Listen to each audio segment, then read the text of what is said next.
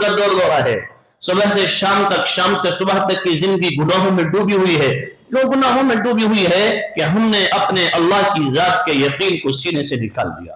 نبی انہیں فرما دو کہ جو اللہ پہلی دفعہ پیدا کرنے پر قادر ہے وہ دوبارہ زندہ کرنے پر بھی قادر ہے۔ اصل مرحلہ تو پہلی دفعہ ہوتا ہے۔ اس آدمی نے، جس بھی انسان نے کوئی چیز ایک دفعہ بنا دی، دوبارہ اس کے لیے کیا مشکل ہے؟ تو جس اللہ نے انہیں پہلی دفعہ پیدا کیا ہے اسے دوبارہ پیدا کرنے میں کوئی پریشانی نہیں ہے۔ وَهُوَ بِكُلِّ خَلْقٍ عَلِيمٌ، اور وہ پیدا کرنے کا ہر ہنر جانتا ہے۔ بَلَا قَادِرِينَ عَلَىٰ أَن نُّسَوِّيَ بَنَانَهُ بَلْ يُرِيدُ الْإِنسَانُ لِيَفْجُرَ أَمَامَهُ۔ اور اللہ رب العزت یہ فرماتا ہے کہ خالی اس انسان کا وجود ہی نہیں، اس انسان کا وجود ہی نہیں، اس کے انگلی کا جو پوروا ہے، پوروا یہ فنگر پرنٹ، یہ بھی اسی کے ہوں گے، دوسرے کے نہیں ہوں گے۔ کہ اتنی باریک سے باریک چیز اللہ تبارک و تعالیٰ بنانے پر، اس کی مثال کیوں دی؟ ایک ذرا سی چیز ہے نا، فنگر پرنٹ، بہت ہم کبھی ذہن میں بھی نہیں آتی یہ بات، لیکن اللہ فرماتا ہے یہ کٹ جائے، پٹ جائے، مر جائے، جل جائے، بھن جائے، کچھ بھی ہو، اور یہ اپنے قبر میں چلے جاوے، اور اس کے بعد جب میں اسے زندہ کروں گا تو یہ جو انگلی کا پوروا ہے یہ بھی اسی کا ہوگا، کسی دوسرے کا نہیں ہوگا۔ وہ اللہ کی ذات ہے۔ ایک انسان دھوپ میں تپش کھا رہا ہے، دھوپ لے رہا ہے، دھوپ کی تپش اسے محسوس ہو رہی ہے، اور پھر بھی وہ سورج کا انکار کر دے، اس سے بڑا کوئی پاگل ہے؟ ایک آدمی فضاؤں میں، ہواؤں میں سانس لے رہا ہے اور پھر بھی وہ ہواؤں کا انکار کر دے، بیوقوف بننے کی بات ہے نا۔ تو بہت سارے اللہ کے جو نہیں مانتے وہ کہتے ہیں جی یہ تو ساری چیزیں اپنے آپ چلی ہیں۔ اللہ کے نبی صلی اللہ علیہ وسلم کے زمانے میں مشرکین مکہ آئے اللہ کے نبی کے پاس، اور ایک ہڈی لے کر آئے، غالباً عاص بن وائل بھی اس میں تھے، اور یوں ہڈی کو لیا اور یوں ہڈی کا یوں چورا کیا، یوں، اور اللہ کے نبی صلی اللہ علیہ وسلم سے یوں فرمایا کہ محمد تم اللہ کی قدرت کا دعویٰ کرتے ہو اور تم یوں کہتے ہو کہ مرنے کے بعد دوبارہ زندہ ہونا ہے، تو کیا اللہ تبارک و تعالی اس جو ہڈی کو میں نے اس کا 1 منٹ میں برادہ بنا کر پھونک سے یوں اڑا دیا، اسے اللہ دوبارہ زندہ کرائے گا؟ تو قرآن کی آیت نازل ہوئی اور حضرت جبریل علیہ السلام یہ آیت لے کر آئے، قُلْ يُحْيِيهَا الَّذِي أَنشَأَهَا أَوَّلَ مَرَّةٍ وَهُوَ بِكُلِّ خَلْقٍ عَلِيمٌ بَلَا قَادِرِينَ عَلَىٰ أَن نُّسَوِّيَ بَنَانَهُ۔ کہ اے نبی انہیں فرما دو کہ جو اللہ پہلی دفعہ پیدا کرنے پر قادر ہے وہ دوبارہ زندہ کرنے پر بھی قادر ہے۔ اصل مرحلہ تو پہلی دفعہ ہوتا ہے۔ اس آدمی نے، جس بھی انسان نے کوئی چیز ایک دفعہ بنا دی، دوبارہ اس کے لیے کیا مشکل ہے؟ تو جس اللہ نے انہیں پہلی دفعہ پیدا کیا ہے اسے دوبارہ پیدا کرنے میں کوئی پریشانی نہیں ہے۔ وَهُوَ بِكُلِّ خَلْقٍ عَلِيمٌ، اور وہ پیدا کرنے کا ہر ہنر جانتا ہے۔ بَلَا قَادِرِينَ عَلَىٰ أَن نُّسَوِّيَ بَنَانَهُ بَلْ يُرِيدُ الْإِنسَانُ لِيَفْجُرَ أَمَامَهُ۔ اور اللہ رب العزت یہ فرماتا ہے کہ خالی اس انسان کا وجود ہی نہیں، اس انسان کا وجود ہی نہیں، اس کے انگلی کا جو پوروا ہے، پوروا یہ فنگر پرنٹ، یہ بھی اسی کے ہوں گے، دوسرے کے نہیں ہوں گے۔ کہ اتنی باریک سے باریک چیز اللہ تبارک و تعالیٰ بنانے پر، اس کی مثال کیوں دی؟ ایک ذرا سی چیز ہے نا، فنگر پرنٹ، بہت ہم کبھی ذہن میں بھی نہیں آتی یہ بات، لیکن اللہ فرماتا ہے یہ کٹ جائے، پٹ جائے، مر جائے، جل جائے، بھن جائے، کچھ بھی ہو، اور یہ اپنے قبر میں چلے جاوے، اور اس کے بعد جب میں اسے زندہ کروں گا تو یہ جو انگلی کا پوروا ہے یہ بھی اسی کا ہوگا، کسی دوسرے کا نہیں ہوگا۔ وہ اللہ کی ذات ہے۔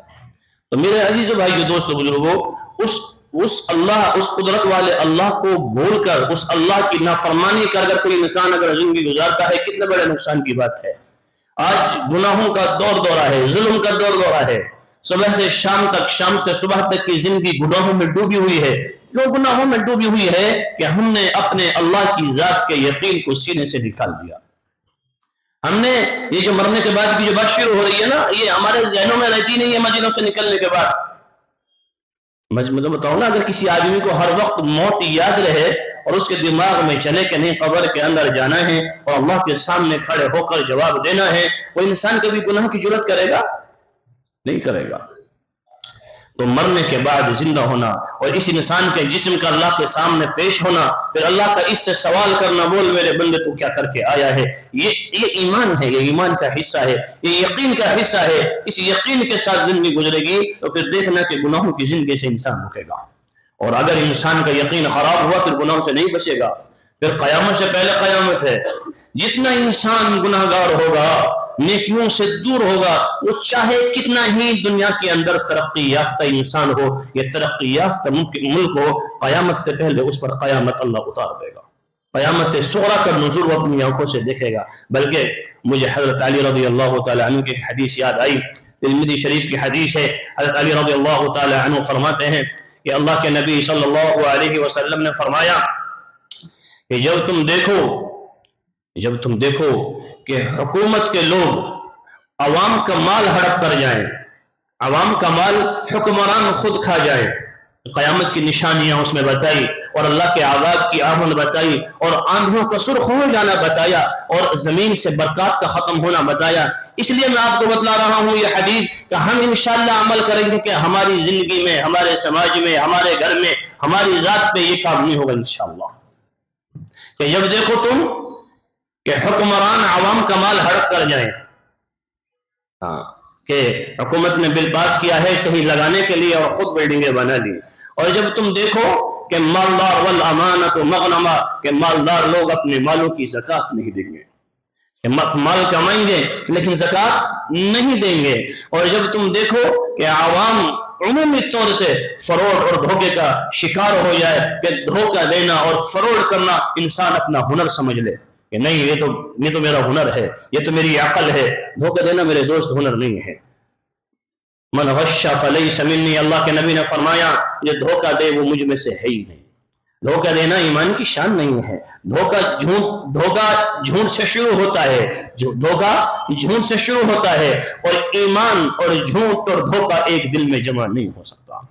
ایمان، دھوکہ اور جھوٹ ایک دل میں جمع نہیں ہو سکتا۔ تو اللہ کے نبی صلی اللہ علیہ وسلم نے فرمایا جب دھوکہ اور فراڈ عام ہو، اور جب تم دیکھو کہ حکمران اور لوگ جو بڑے بڑے باعزت ہیں وہ فاسق اور فاجر ہوں گے، ان کے گناہوں وہ مطلب لوگ ان کی جو عزت کریں گے وہ مالدار ہونے کی وجہ سے کریں گے، لوگ ڈر کے ان کی عزت کریں گے، اور تمہاری قوم کے جو بڑے لوگ ہوں گے وہ گنہگار ہوں گے، بیاض خور، سود خور، زنا خور، شراب خور، اور لوگ ڈر ڈر کر ان کے سامنے ہاتھ اٹھائیں گے۔ اور جب تم دیکھو کہ شراب عام ہوگی، شراب پینا کوئی عیب نہیں ہوگا، اور جب تم دیکھو زنا عمومی طور سے ہو رہا ہے، یہ پورے حدیث کے الفاظ ہیں، ممکن ہے آگے پیچھے چیز ہو جائے لیکن اللہ کے نبی کی بات کا مفہوم یہی ہے۔ اور پھر آگے اللہ کے نبی صلی اللہ علیہ وسلم نے فرمایا اور جب تم دیکھو کہ لوگ بیویوں کے تو غلام بن جائیں گے اور ماؤں کو دھکا دیں گے، بیویوں کے غلام، بیویوں کو قبلہ بنا دیں گے کہ وہ حرام کہے حلال کہے کہ نہیں جی آپ اچھے نہیں لگ رہے سونے کی چین ڈال لو، اور ماں نماز کو کہے گی تو اس کے بعد کو انکار کر دیا جائے گا۔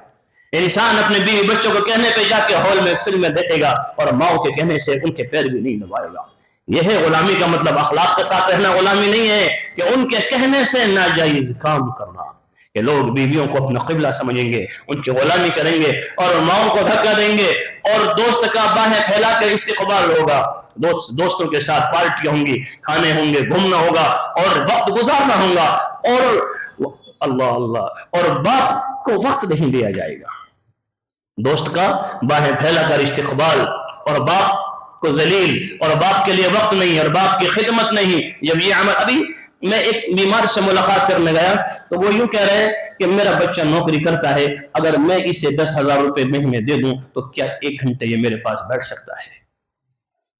وہ بیمار ہے، اسے پتا ہے میرا آخری وقت ہے، لیکن اپنے بچے کو دیکھنا چاہتا ہے، اس کے ساتھ بات کرنا چاہتا ہے، اور بچہ پلٹ کے یہ جواب دیتا ہے کہ میں دنیا کے اور سارے کام چھوڑ دوں بس انہیں کے پاس بیٹھا رہوں؟ اور باپ کیا کہتا ہے کہ مجھ سے اگر یہ پیسے لے لے اور 1 گھنٹہ اپنا قیمتی 24 گھنٹے میں سے کوئی بھی 1 گھنٹہ ہمیں دے دے تو میری آدھی بیماری دور ہو جائے گی۔ اللہ تعالیٰ